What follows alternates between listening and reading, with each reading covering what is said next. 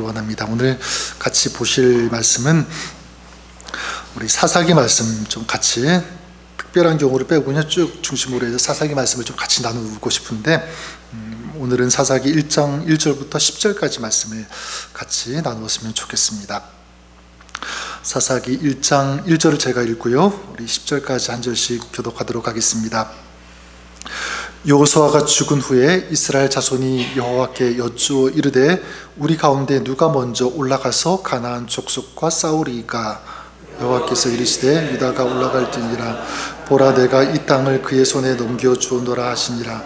유다가 그의 형제 시므온에게 이르되 내가 제비 뽑아 얻은 땅에 나와 함께 올라가서 가나안 족속과 싸우자. 그리하면 나도 내가 제비 뽑아 얻은 땅에 함께 가리라 하니 이에 시므온이 그와 함께 가니라.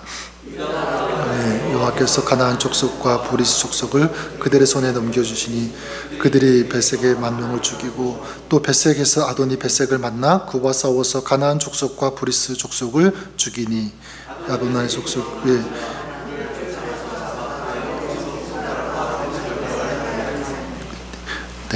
유다가 그의 형제 시므온에게 이르되 내가 제비 뽑아 얻은 땅에 나와 함께 올라가서 가나안 족속과 싸우자. 그리하면 나도 제비 뽑아 얻은 땅에 함께 가리라 하니 이에 시므온이 그와 함께 가니라.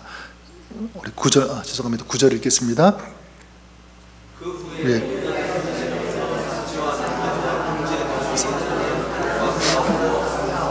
네, 10절까지 읽겠습니다. 유다가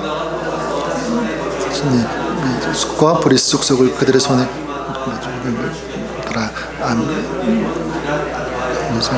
아멘. 여기까지만 읽겠습니다. 우리 사사기 말씀을 이제 좀 같이 한동안 언제까지가 될지는 모르겠지만 쭉 나누고요. 또 특별한 주제나 또 그런 거 있으면 또 다른 부분 나누겠지만 오늘부터 이 사사기 말씀을 중심으로 해서 같이 나누고 싶은데요. 요즘 사람들 몇 세 시대라고 얘기를 많이 하죠? 네, 100세 시대 이렇게 얘기를 많이 하죠. 그래서 100세 시대, 거기에 그 맞추려고 한다면 아무래도 그냥 저절로 이렇게 100세까지 뭐 이렇게 산다라고 하는 보장은 없을 것입니다. 그만큼 노력해야 되고 고칠 것은 고쳐야 되는데 그런 의미에서 이 체질을 개선하고자 하는 노력을 많이 하시는 것 같아요. 그래서 대표적으로 어떤 그런 육식 체질의 사람들이 또 고기를 많이 좋아하는 사람들, 그런 분들이 뭐를 이제 많이 드시려고 노력을 하냐면 채식을 많이 드시려고 노력하는 이 모습 있죠. 그 다음에 보통 운동을 안 해요. 나는 어떤 운동 하십니까? 이렇게 물어보면 저는 숨쉬기 운동밖에 하지 않습니다. 이런 분들이 굉장히 많은데 그런 분들도 어떻게 해야 되죠? 운동해야 되죠.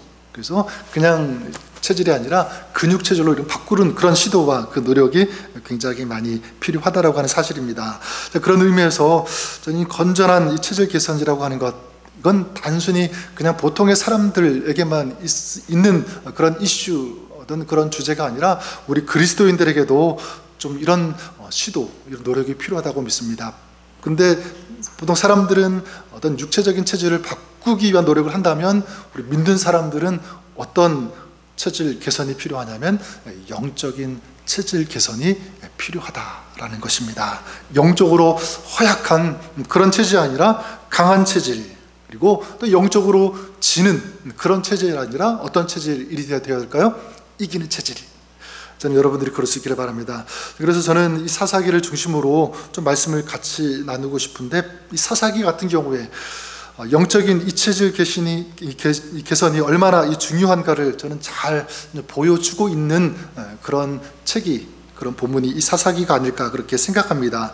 사사기는 우리가 아는 바와 같이 여호수아의 그 지휘 아래 이스라엘 백성들이 어느 땅에 들어가게 되죠? 출애굽해서 가나안 땅에 들어가게 됩니다. 가나안을 정복하게 되는데 그 이후에 그 여호수아와 가나안 땅에 들어갔던 그 당대 사람들이 이제 모두 죽은 후에 태어난 이스라엘 백성들의 모습을 담고 있는 그 책이 바로 사사기입니다. 나중에 보겠지만 이 사사기의 대표적인 이 배경이 되는 그 본문 말씀이 어떤 말씀이냐면 그때 이스라엘 왕이 없으므로 사람이 그 다음 보니까 각기 자기의 소견에 옳은 대로 행하였더라 이렇게 말씀하고 있습니다. 누구의 소견대로 옳은 대로 행했다고요? 자기의 소견대로 옳은 대로 행했다.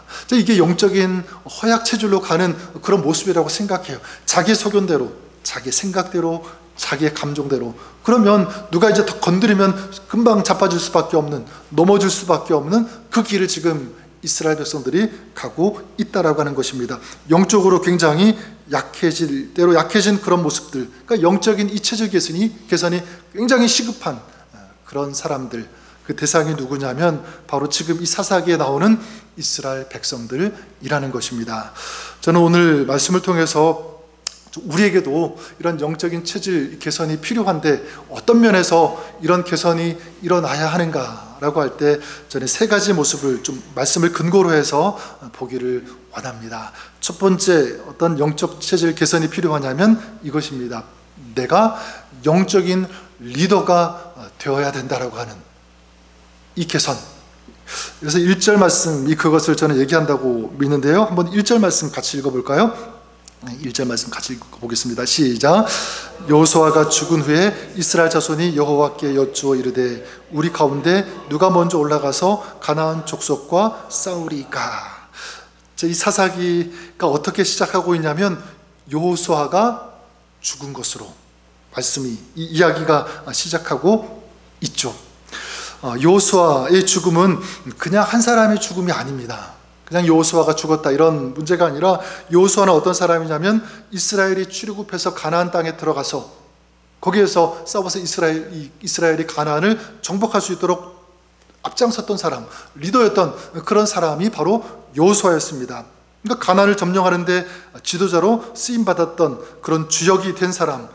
그래서 이 여호수아가 그렇게 쓰임을 받았는데, 그렇다고 해서 지금 이스라엘이 가나안 전체를 아직 완전히 정복한 것은 아닙니다. 아직 정복해야 할 그런 땅이 남았다는 거죠. 그래서 여호수아가 죽었다는 것은 뭐냐면 여리고성을 무너뜨리고 막강한 가나안 땅을 정복한 이 지도자, 이 용장이 없어졌다라는 것, 그리고 국가의 정신적인 리더가 없어졌다는 그런 이야기입니다. 그러니까 이런 장면에서 지금 이스라엘 마음이 어떻겠죠? 굉장히 착잡하고 두렵기도 하고 겁이 날 거예요. 근데 여러분, 오늘 말씀 이 사사기의 시작, 여호수아가 죽은 후로 이렇게 말씀하고 있습니다. 그러니까 다른 얘기로 시작되는 것이 아니라 여호수아의 죽음으로 시작되는 것. 저는 이 말씀을 계속 묵상하는데 저에게는 이런 메시지로 다가왔어요. 왜 여호수아가 죽었다는 이 이야기로 사사기가 시작하는가? 저는 제 마음속에 다가온 답 바로 이것이었습니다. 그건 뭐냐면 이제 새로운 시대를 열어가는 새로운 지도자가 필요하다. 하나님께서 그를 준비시킨다라는 이런 메시지였습니다. 그러니까 지금까지는 이스라엘 백성들이 누군가에게 의존했죠. 여호수아를 의존하고 여호수아가 시키는 대로 따랐던 어떤 그런 모습으로 지금까지 왔다면 여호수아가 죽은 후에는 어떻게 된다는 거죠? 이제 새로운 리더가 필요하다, 세워져야 된다라는 것을 우리 하나님께서 먼저 여시는 것이 아닌가, 우리에게 말씀하시는 것이 아닌가. 자, 그런 메시지로 저에게 다가왔습니다.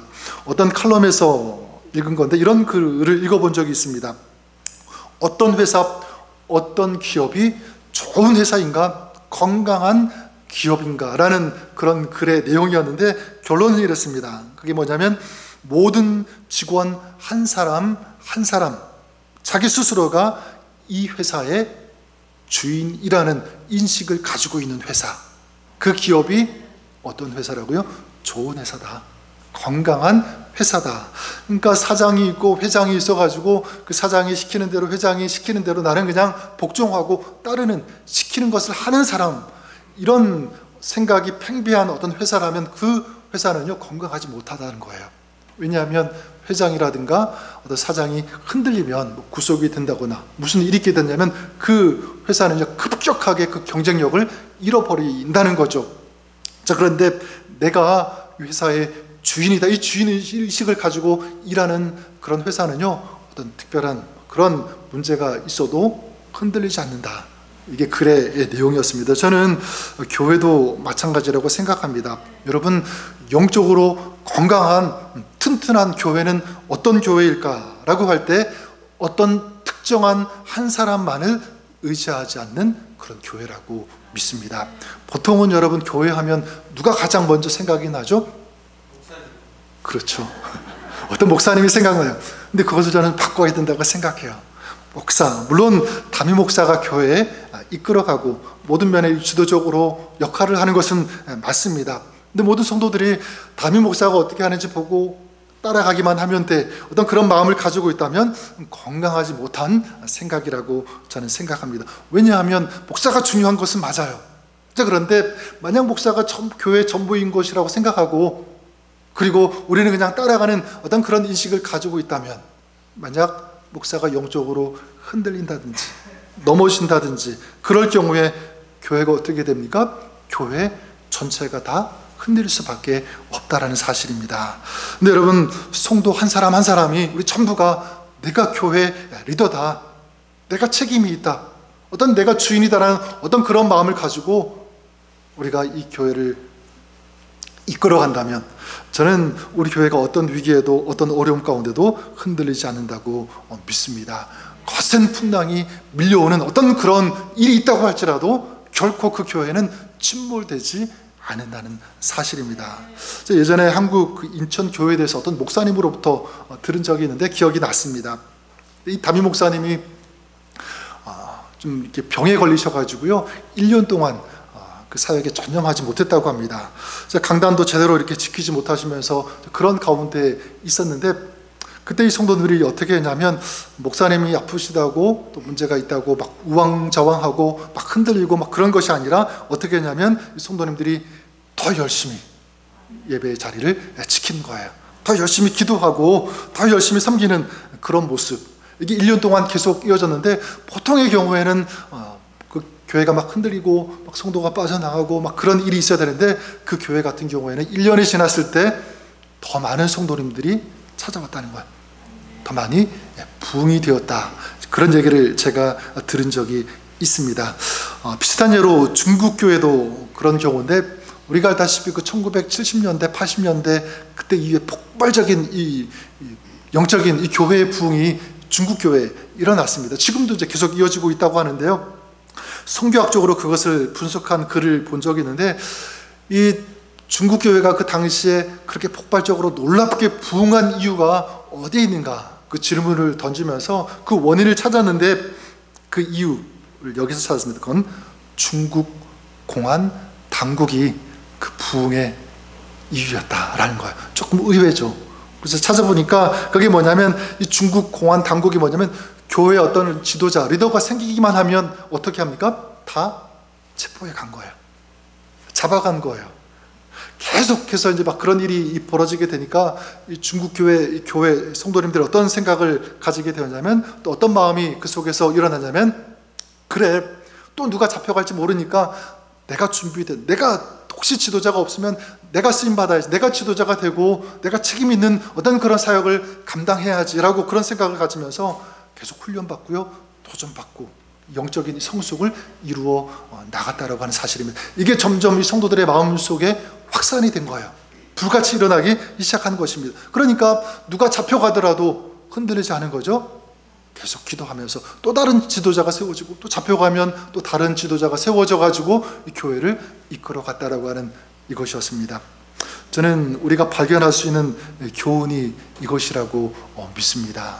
여러분, 사람은 사라져도 하나님의 역사는 중단되지 말아야 한다. 더 정확하게 말하면, 사람은 사라져도 하나님의 역사는 중단되지 않게 하신다. 누가? 우리 하나님께서. 어떻게 해요? 사람을 세우신다는 거죠. 계속해서 세워 나가신다. 그래서 모세가 죽었을 때 이 여호수아를 하나님께서 세워 주셨던 것처럼, 저는 우리가 그랬으면 좋겠어요. 하나님은 그렇게 새로운 일꾼, 또 새로운 사람들, 새로운 하나님의 사람들을 계속 일으켜 세워 나가시는데, 저는 주도적으로 저 여러분들이 기도하고 다짐하고 결단했으면 좋겠습니다. 하나님께서 찾으시는 그 한 사람이 제가 되겠습니다. 제가 그렇게 쓰임받고 준비되어지는 사람이 되겠습니다. 제가 우리 교회, 이 땅 가운데, 이 세대 가운데 영적인 리더가 되겠습니다. 이런 마음을 가지는 거죠. 전 이것이 영적인 체질 개선의 모습이라고 믿습니다. 그냥 나는 뒤에 있을게요. 이제 따라만 갈게요. 누가 이끌어 주세요. 이런 모습이 아니라 전 여러분 한 사람 한 사람이 영적인 리더가 될 수 있기를 바랍니다. 이건 나이와 상관이 없어요. 지금 내가 어떤 형편에 있든지 어떤 처지에 있든지 여기 상관이 없습니다. 마음이 중요한 거죠. 여러분들이 저는 교회 목자는 담임 목사가 목자다 그런 의식을 많이 가지고 있는데 아니에요. 물론 당연히 담임 목사가 목자인 것은 맞지만 여러분 한 사람 한 사람이 일꾼이 되고 목자가 되셔야 돼요. 여러분 그렇게 인정하십니까? 믿으십니까? 나는 주님의 목자다. 그래서 여러분 한 사람 한 사람이 누군가를 케어하고 영적으로 돌볼 수 있어야 되고요.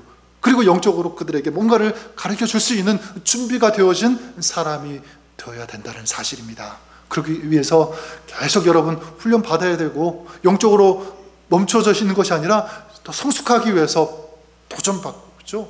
달려가야 되고 또 필요한 것 체험 받아야 되고 지속적으로 여러분들이 그럴 수 있기를 우리 주님의 이름으로 간절히 축원합니다. 그런 한 사람이 있을 때 교회 변화가 있고 부흥이 있고 또 이 세대가 변화되어지고 이 세대 가운데 하나님께서 이루시는 놀라운 이 부흥의 역사가 일어나게 되는 줄 믿습니다. 누구를 통해서? 이런 마음을 가지고 있는 그런 사람을 통해서 하나님께서는 역사하신다. 이것을 우리가 믿을 수 있기를 바랍니다. 또한 두 번째 우리에게 필요한 영적 체질 개선이 있다면 바로 이것입니다. 1번하고 비슷할 수가 있는데 이건 구체적인 솔선수범이라고 말씀드리고 싶어요. 영적인 리더가 되어서 그런 마음, 그런 마인드를 가지고 이제는 적극적으로 그 자리에 나아가는 거예요. 어떻게 보면 우리의 신앙생활이 영적인 전쟁을 치르는 것이니까 영적인 이 전쟁에 맨 뒤에 있는 것이 아니라 맨 앞에 앞장서서 그 선봉에 설 수 있는 사람이 되어야 된다. 이것이 우리에게 시급히 요구되어지는 영적 체질 개선의 모습이라고 믿습니다. 그래서 오늘 말씀 2절에 보면 이스라엘이 하나님께 이제 묻게 되죠. 우리 중 누가 먼저 올라가서 가나안 사람과 싸울까 이렇게 묻게 되니까 2절에 이제 하나님께서 뭐라고 말씀하시냐면 이렇게 말씀하세요. 여호와께서 이르시되 유다가 올라갈지니라 보라 내가 이 땅을 그의 손에 넘겨 주었노라 하시니라. 하나님께서 어느 지파에게 가장 먼저 올라가라고 말씀하고 계시죠? 유다 지파에게 올라가라 이렇게 말씀하고 있습니다. 근데 유다 지파의 특징이 뭐냐면 항상 앞장섰다라는 그런 특징이 있습니다. 대표적으로 그 민수기 10장에 보면 이스라엘이 광야에서 행군할 때 그 이스라엘 각 지파들 맨 앞장서서 진군했던 그 지파가 어느 지파냐면 바로 유다 지파였어요. 이 맨 앞에 섰다라고 하는 것은 어떤 의미가 있냐면 맨 앞에 섰으니까 좋은 것도 있지만 사실은 좋지 않은 것이 더 많아요. 왜냐하면 어떤 적이 쳐들어왔을 때 가장 먼저 싸워야 되는 것이 맨 앞장 섰을 때 그 지파가 해야 하는 몫이고 그렇죠? 또 여러 가지 위험한 상황이 있을 때 가장 먼저 맞닥뜨려야 되고 또 위험에 노출되어지고 그리고 가장 먼저 싸워야 되는 같은 여러 가지 일들을 가장 먼저 시급히 해결해야 하는 그 책임이 있는 그 자리가 어떤 자리냐면 맨 앞장서서 나아가는 자리입니다. 그래서 우리가 잘 알고 있는 그리고 좋아하는 이 갈렙도 누구냐면 유다 지파의 족장이죠. 그래서 여호수아 14장에 보면 이스라엘이 이제 난공불락으로 여기던 헤브론하고 싸워야 되는데 그 다른 지파들이 주저하고 있을 때 이 갈렙이 그 당시에 85세 나임에도 불구하고 뭐라고 얘기합니까? 이렇게 얘기하죠. 이 산지를 내게 주소서 여호와께서 함께 하시면 반드시 그 말씀하신 대로 그들을 쫓아낼 것입니다. 이런 고백을 하잖아요. 위대한 선포죠. 그래서 이 갈렙의 이 용감함 때문에 이제 헤브론은 유다의 이제 땅이 되었고요. 나중에 다윗이 이런 의미로 그 헤브론을 이스라엘의 수도로 삼는 그런 일도 있게 됩니다. 또 우리가 아는 바와 같이 여러분 예수님께서도 이 땅에 태어나실 때 육신의 몸으로 오실 때 어느 지파의 후손으로 오셨을까요? 오늘 말씀으로 본다면 유다 지파의 후손으로 오셨다. 여러 가지 이유를 들 수 있을 것 같아요. 왜 유다 지파로 오셨는가 여러 가지 해석이 있지만 제가 생각할 때는 바로 이것 맨 앞장서서 온 지파 그들의 어떤 그런 영성과 어떤 그들의 어떤 삶의 그 이야기를 다 하시고 이 유다 지파를 통해서 오신 것이 아닐까. 예수님도 마찬가지죠. 우리가 힘들어할 때, 죄로 인하여 고통당할 때 예수님께서 어떻게 하십니까? 이 땅에 오신 거잖아요. 담대하게. 그리고 우리의 죄와 우리의 허물을 십자가에서 해결해 주셨다는 사실입니다. 바로 이런 모습, 저는 그런 의미에서 저와 여러분들이, 우리 교회가 또 여러분들이 그랬으면 좋겠어요. 바로 영적으로 유다 지파가 되었으면 좋겠다라는 사실입니다. 그래서 이 시대에 영적으로 선봉에서는 맨 앞장서서 싸울 수 있는 그런 지파, 그런 성도, 그런 교회가 되었으면 좋겠습니다. 그래서 저는 교회를 생각할 때 이런 생각이, 이런 이미지가 떠올랐어요. 그게 뭐냐면 그냥 성벽을 쌓는 그런 교회가 아니라 어떤 교회냐면 길을 닦는 교회가 되면 어떨까, 이런 생각. 이게 뭐냐면 성벽을 쌓는다는 것, 그건 뭐냐면 위로만 쌓는 거죠, 그렇죠? 그래서 교회가 뭐 어떤 조직을 자꾸 세워나가고 프로그램을 이렇게 세워나가는, 어떤 확장시켜서 몸집이 커지는, 물론 이런 모습도 교회에 있어야 되고요, 그런 일도 있어야 됩니다. 하지만 그것보다는 아무도 밟지 않은 그 땅을 먼저 디딜 수 있는 그런 성도, 그런 교회, 그리고 아직 길이 없는 그런 길을 우리가 영적으로 개척해 나가는 거죠. 만들어 나가는 거예요. 넓혀 나가는 그런 모습, 어떤 그런 교회가 되었으면 어떨까. 그런 의미에서 우리가 가장 좀 앞장섰으면 좋을 것 같아요. 여러분들이 그럴 수 있기를 바랍니다. 어떤 자리에 가장 앞장서야 될까요? 먼저는 기도의 자리라고 믿습니다. 기도의 자리. 기도가 영적인 전쟁을 수행하는 것이죠. 또 새로운 영적인 지평을 넓혀가는 그런 현장이 바로 기도의 자리라고 믿습니다. 그렇다면 그 사명을 감당하기 위해서 어떻게 해야 됩니까? 영적인 최전방의 자리, 바로 기도하는 자리가 그 자리인 줄 믿습니다. 저는 여러분들이 항상 그 기도의 자리를 지킬 수 있는 그런 여러분 될 수 있기를 주님의 이름으로 간절히 축원합니다. 또한 기도의 자리가 첫 번째라면 예배 자리도 마찬가지인 것 같아요. 그래서 한국의 어떤 유명한 목사님께서 그런 말씀을 하시는 것을 제가 들은 적이 있습니다. 이분이 이제 교회들을 많이 다녀보지 않습니까? 좋은 교회, 건강해 보이는 교회, 또 부흥하는 교회 특징들이 있대요. 그게 뭐냐면 그런 교회는 성도끼리 서로 굉장히 밝게 인사를 잘 하다라는 거예요. 분위기가 벌써 다른 거죠. 이런 특징이 있고, 또 한 가지 특징이 뭐냐면 찬양이 너무 은혜롭고 좋다는 거예요. 성도들이 기쁨으로 찬양하는 그런 교회. 또 한 가지를 얘기했는데 그건 저도 참 동의가 돼요. 좋은 교회는 뭐냐면 앞자리부터 이렇게 자리가 찬다는 거예요. 교회에 오면. 그렇죠? 근데 반대인 교회는 보자면 뒤에부터 찬다는 거예요. 저는 우리 교회 바라는 것은, 물론 우리 교회 자리가 아직 많이 있지만 여러분들이 먼저 기왕이면 앞자리부터, 꼭 앞자리가 아니라도 우리의 마음이 앞장서는 거예요. 주님의 은혜를 사모하면서, 그렇죠? 갈망하면서 가장 먼저 그 주님 앞에 달려오는 그런 마음, 그런 심정을 가지고, 그런 어떤 그런 영적인 상태를 가지고 예배의 자리에 나오는 그런 사람, 이것이 여러분 될 수 있기를 우리 주님의 이름으로 간절히 축원합니다. 여러분, 그래요. 시대가 바뀌면 사람들의 이 체질도 바꿔야 된다고 생각해요. 그렇죠? 마찬가지 영적인 어떤 그런 문제들, 어떤 그 상황들이 막 굉장히 많이 바뀌어지는 그런 시대, 우리가 이기기 위해서, 돌파하기 위해서 마찬가지 우리 영적인 체질도 바뀌어야 된다고 생각합니다. 그래서 한 가지 더 말씀드린다면, 저는 복음을 전하는 것도 굉장히 중요하다고 생각합니다. 이런 영적인 체질 개선이 있어야 된다. 복음을 전하는 어떤 그런 마음, 그 도전을 가지고 결단하는 것. 지난 주일에 우리 기도학교 이제 4번째 시간을 가졌는데, 마지막 그 시간, 마지막 부분에서 그 테이블별로 우리가 또 개인적으로 아니면 교회가 어떤 기도가 좀 필요한지 중보 기도 제목을 좀 나누는 그런 시간을 가졌는데, 어떤 한 테이블에서 이것을 나누어 주었습니다. 그게 뭐냐면, 우리 교회가 전도하는데, 복음을 전하는데 솔선수범하는 교회가 되었으면 좋겠다, 이런 나눔을 해 주셨습니다. 그러면서 어떤 분이 내가 앞장설 테니까 같이 하자고 그런 나눔을 해 주셨는데, 저는 그것이 맞다고 생각합니다. 우리 교회가 나아가야 할 방향이 바로 그거예요. 그렇지 않습니까? 네, 복음을 전하는 것, 내 안에 살아있는 그런 하나님의 이 복음, 내가 만난 그 주님을 나누고 전파하는 그런 교회, 그런 성도, 이것이 우리가 될 수 있기를 바랍니다. 그래, 여러분, 다시 말씀드리지만 누가 영적인 이 선봉에 서야 하는가? 목사가, 어떤 장로님이, 권사님이 아니에요. 여러분, 한 사람 한 사람 우리 모두가 영적인 가장 앞장서는, 그 자리에 서는 그런 여러분 되시기를 바랍니다. 어떤 자리죠? 기도하는 자리.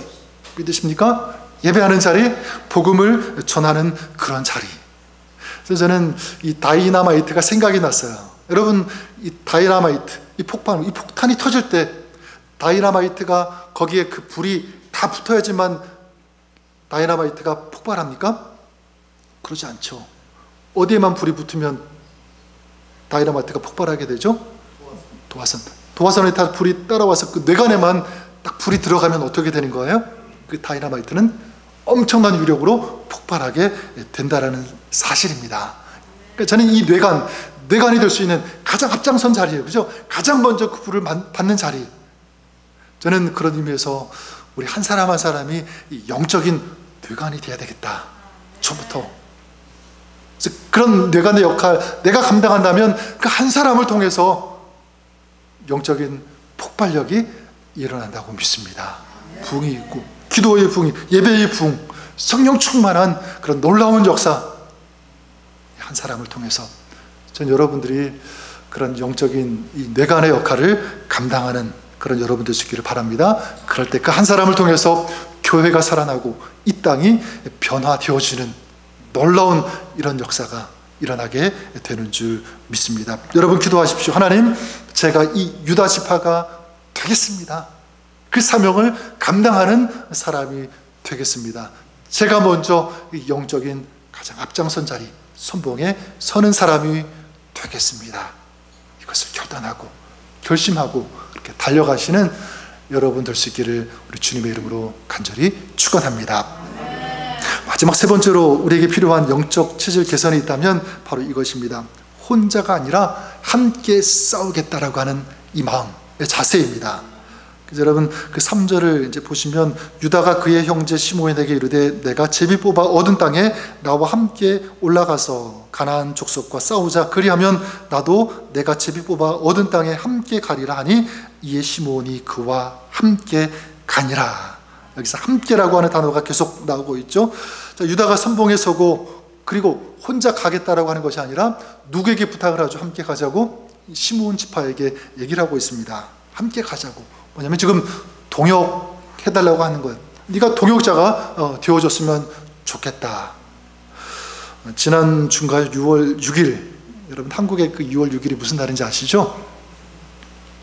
어떤 날이죠? 6월 6일이? 현충일이죠.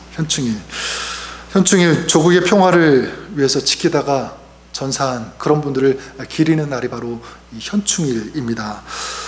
지금의 이 대한민국이 이제 그렇게 될 수 있었던 것, 저는 여기에 있다고 생각해요. 힘을 합쳤기 때문에.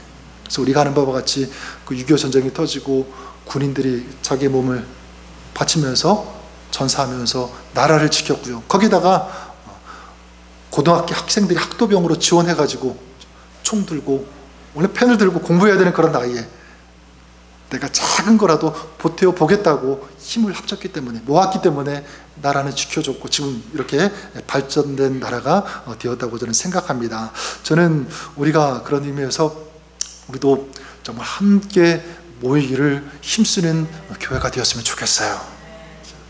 어디에 함께 해야 되죠?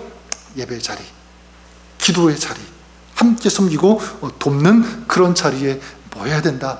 모이게 힘써야 된다. 그래서 히브리서 10장 24절 25절에 보면 너무나 유명한 말씀 있지 않습니까? 서로 돌아보아 사랑과 선행을 격려하며 모이기를 패하는 어떤 사람들의 습관과 같이 하지 말고 오직 권하여 그날이 가까움을 볼수록 더욱 그리 하자. 마지막 때일수록 사람들, 특히 믿는 사람들도 영적인 체질이 자꾸만 어느 쪽으로 흘러가냐면 모이기를 패하는 쪽으로 간다라고 하는 거예요. 근데 하나님께서 원하시는 영적인 체질은 어떤 체질입니까? 모이기를 패하는 그런 모습이 아니라, 그런 체질이 아니라 반대로 어떻게 해요? 어떻게? 더욱더 모이기에 힘쓰는 그런 체질이 되어야 된다. 그런 성도가 되어야 된다. 그런 교회가 된다는 것입니다. 여러분, 이 모이기를 폐하는 것 다시 말씀드리자면 마지막 때의 현상이에요. 어쩔 수가 없습니다. 사람들의 영적 체질이 그렇게 되어 간다는 것. 그래서 지금 우리가 살고 있는 이 시대를 바라보더라도 그런 모습이 굉장히 많이 일어나는 것 같아요. 2020년 이 팬데믹 벌써 이제 4년 가까이 되었는데, 처음 시작하면서 이제 마칠 때 한 2023년도에 이제 끝났나요? 그때 마쳐진 다음에 막 교회를 연구하는 이제 그런 그 기관에서 이제 통계를 내었는데, 그 팬데믹 그 상황 가운데 물론 이제 교회 그 대면 예배가 이제 없었고 뭐 그랬으니까 어려움이 있었지만, 대면 예배가 다시 이제 열렸고 오픈되어졌을 때, 현장 예배가 이제 가능해졌을 때 성도들이 반도 안 왔다라고 하는 거예요. 다 오픈되었음에도 불구하고. 근데 이게 조금씩 이제 회복이 되었어요. 근데 이제 얼마 전에 통계를 보니까 몇 %까지 이제 그 회복이 되었냐면 87%까지는 회복이 되었대요. 팬데믹 이전에 예배 참석했던 그 숫자가 87%. 그러니까 100명이면 87명이 돌아온 거죠. 이걸 굉장히 좋은 긍정적으로 이렇게 썼는데, 저는 그것을 보면서 조금 아직 그래도 안타까운 곳이 있었어요. 여전히 100명 중에 몇 명은 돌아오지 않은 거죠? 87%니까 13%는 아직 돌아오지 않은 거예요. 모르겠어요. 개인적으로 예배를 드리는지는 어떤지 모르겠지만 좀 안타까운 게 있어요. 가나안 성도라는 말이 더 이렇게 좀 실감나게 다가오는 그런 때가 아닌가 이렇게 생각을 해보게 됩니다. 아마 나오지 않은 분들 이런 마음을 가지고 있을 것 같아요. 예배는 뭐 어디서든 드려도 예배 아닌가, 집에서도 드려도 되지, 내가 있는 곳에서 예배 드리면 중요하지, 그게 뭐 꼭 교회 가서 드려야 되는가, 이런 마음을 가지고 있다는 것입니다. 근데 여러분, 저는 그렇지 않다고 생각해요. 혼자 드리는 예배도 물론 소중하고 중요하지만 함께 드리는 예배가 된다라는 사실입니다. 그래서 팬데믹 때 집에서 예배 드릴 때 어떤 분들은 그렇죠? 그런 경우 있다고 들었어요. 왜냐면 그냥 집에서 일어나자마자 잠옷 차림으로 예배 드리는 그런 분들도 있었고, 그리고 예배 중간에 무슨 일이 있으면 들락날락하고 이런 모습들. 그러니까 함께 드리는 예배하고 혼자 드리는 예배는 뭐부터 다르게 되냐면 자세부터 달라요. 그렇지 않습니까? 여러분, 더 중요한 것은 뭐냐면, 저는 믿습니다. 함께 드리는 그 예배 그 현장, 같이 찬양할 때, 같이 예배할 때, 같이 기도할 때, 같이 온 마음을 다해서 주님을 높일 때, 그 자리 가운데 우리 하나님께서 역사하시고 좀 하늘의 그 성령의 기름 부으심을 그 예배 그 현장 같이 예배하는 그 자리 가운데, 성도들 가운데 우리 하나님은 부어 주신다는 것입니다. 그래서 여러분, 혼자 기도할 때보다 같이 기도할 때 마음이 더 뜨거워지잖아요. 그렇죠? 그리고 혼자 예배할 때보다도 같이 예배하면 이상하게 더 은혜가 돼요. 또 좋아요. 하나님이 더 함께 역사하시는 것 같고 또 뜨거운 어떤 그런 영적인 체험이 있다라고 하는 사실입니다. 바로 하나님께서 함께하는 그 자리 가운데 이런 영적인 능력을 좀 부어주신다고 믿습니다. 그래서 오늘 말씀 그 뒤에 나오는 말씀 보면 4절부터 7절까지, 그리고 8절, 9절, 10절 이렇게 쭉 보면 그 이스라엘 백성들이 이제 합쳐서 힘을 합쳐서 싸웠을 때 벳색이라고 하는 강력한 이 왕과 나라와 싸워서 이기게 되죠. 우리 예루살렘을 점령하게 되고, 그리고 마지막 9절 10절에 보면 이 산지와 남방과 평지에 거주하는 이 가나안 족속과 싸워서 어떻게 했냐면 이겼다, 이렇게 말씀하고 있습니다. 어떻게 했을 때 이긴 거죠? 함께 했을 때, 함께 싸웠을 때. 저는 우리가 그럴 수 있기를 바랍니다. 그래서 오늘 말씀을 정리하면, 오늘 우리가 분명히 인식하고 인정해야 되는 것은 무엇이냐면, 우리는 지금 마지막 때를 살아가고 있다는 사실입니다. 마지막 때를 살고 있어요. 그렇다면 마지막 때를 살고 있는 사람에게 있어야 할 것, 필요한 것은 뭐냐면 마지막 때의 영성이라고 믿습니다. 그렇죠? 그 영성을 가지는 거예요. 만약 내가 이 마지막 때의 영성이 없다면 개선해야죠. 체질 개선하지. 우리의 영성, 영적인 이런 부분을 바꾸어야 된다, 고쳐야 된다, 새롭게 해야 된다라는 사실입니다. 오늘 말씀 나눴던 것처럼 세 가지 말씀드렸죠. 내가 영적인 리더가 해야 된다. 그리고 영적인 자리, 최전방, 선봉에 선다. 그리고 나 혼자 하는 것보다 함께 한다. 함께 예배하고 함께 기도에 힘쓰는 그런 여러분, 우리가 또 우리 교회가 그렇게 되기를 바랍니다. 그럴 때 우리 하나님께서 그 성도 가운데, 그 삶 가운데, 신앙 가운데, 또 그런 교회 가운데 더 놀라운 은혜와 은총과 우리 성령의 충만한 하늘의 역사를 부어주시고 채워주시는 줄 믿습니다. 이런 은혜 가운데 살아가시는, 또 승리하시는 우리 저 여러분, 우리 모두가 다 그렇게 될 수 있기를 주님의 이름으로 간절히 축원합니다. 기도하겠습니다. 살아계신 하나님 아버지, 마지막 때를 살아가는 저희들, 바로 이 마지막 때의 영성의 사람으로 살기를 원합니다. 하나님, 끊임없이 도전받고 훈련받고 또 영적인 성숙을 이루어가는, 하나님께서 쓰시기에 부족함이 없는, 또 찾으시는 그런 하나님의 사람의 삶, 우리가 살아갈 수 있도록 도와주시옵소서. 예수님의 이름으로 기도드립니다. 아멘. 이 찬양 우리